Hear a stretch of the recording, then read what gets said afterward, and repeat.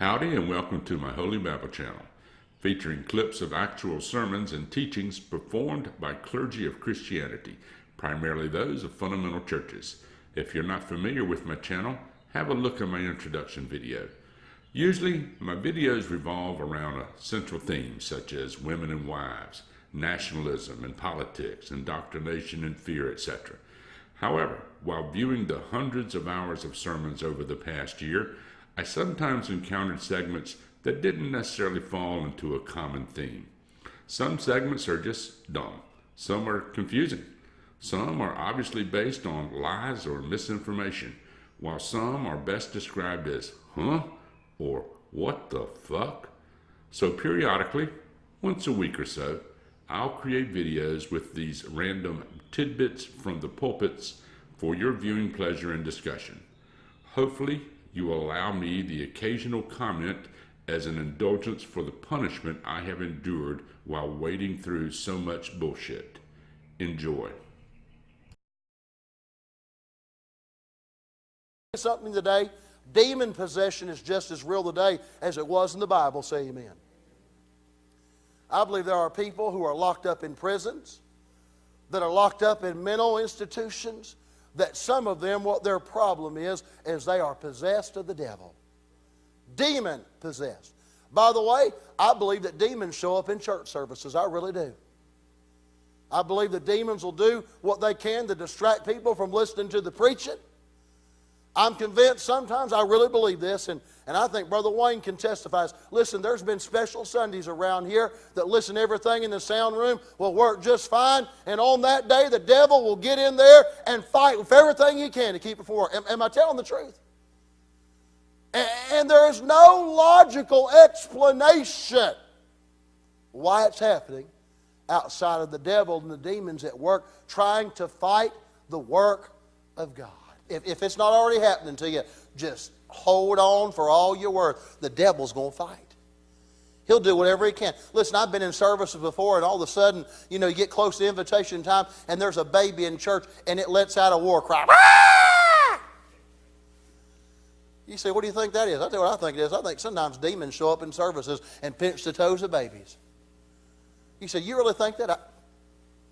Why not?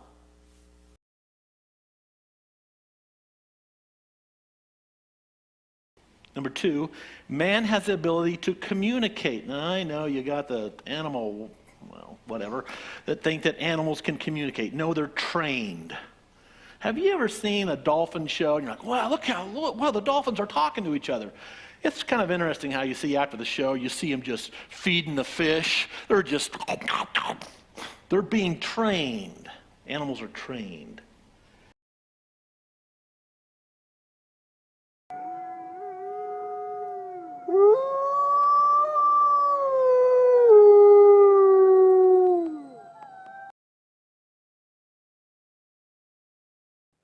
Simply stated, sin arouses the anger of God.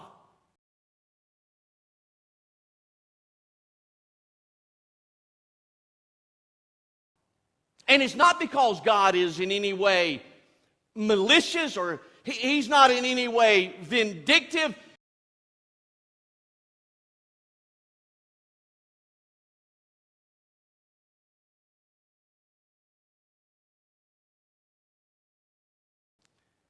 But folks, God is holy. God is perfect.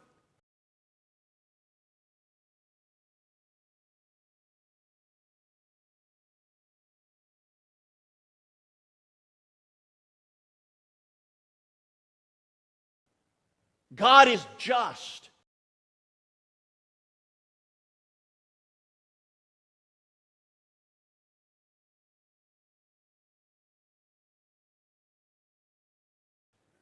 And to remain that God, He has to eventually punish sin to maintain His character.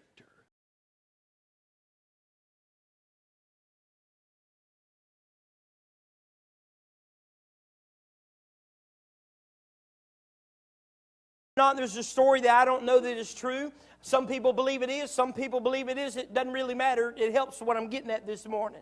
In 1989, there was some Siberian scientists in Russian scientists in Siberia, and they were out drilling in one of their mines, and they had drilled more than 9 miles down into the heart of the earth. And as they got that deep, their own story said, as they got 9 miles down into the earth, that suddenly there was a vacuum that opened up as they drilled over 9 miles, and their temperature gauges began to go beyond 2,000 Fahrenheit degrees. Those people who were communists and did not believe in God or the Bible, they immediately began to claim that they discovered what they believed to be hell. As a matter of fact, one of those men in interviews, and you maybe remember this, they flew him all over America, and he said, as a scientist, I do not believe in heaven, and I do not believe in the Bible. He said, but now as an individual, I have come to believe that there is a place called hell.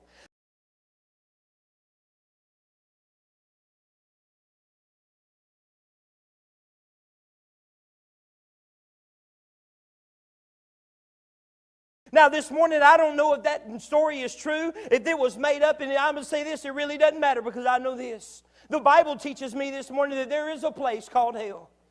And not only is there a place called hell, there are real people who have gone there, and they are never, ever, ever coming back.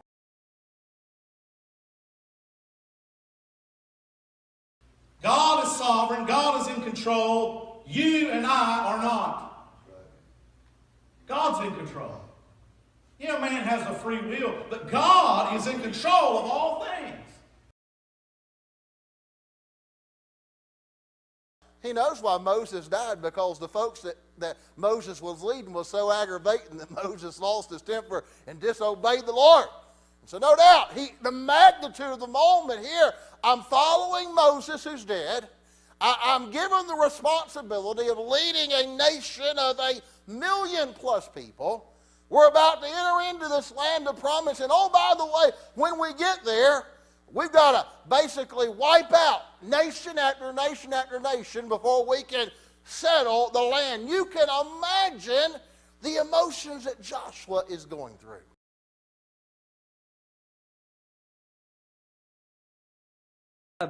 The world of atheism says it's good to take tax dollars and to supply prophylactics and all sorts of things and means to keep people from dealing with the consequences of promiscuity. It's good to do that, but it's evil to promote abstinence. That's the world we live in. It's nuts. More than 40% of babies born in our country are born to people who have no means to take care of them, can't pay to bring them into this world, can't take care of them, and the rest of us are expected to do that. But you're a bad person if you suggest that we ought to teach abstinence. Abstinence works every time, as far as I know. And it's the world of atheism says it's good to look at nudity. You can't walk out I can't go to Walmart without having to look up, to look to the right, to look to the left, sometimes look down at the ground. You know, constantly having people shove their flesh in your face. That's the world of atheism. Who are you to say? But then they turn around and they say, well, it's evil to look at nudity if it's under a certain age. It's a maddening world.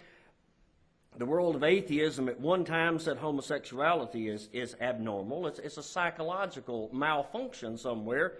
And now the world of atheism says, no, it's a gender preference. And on the list could go. It's a capricious, wacky world that we live in. But it didn't get that way accidentally. It's because of atheism. Onward, sold out, Christian.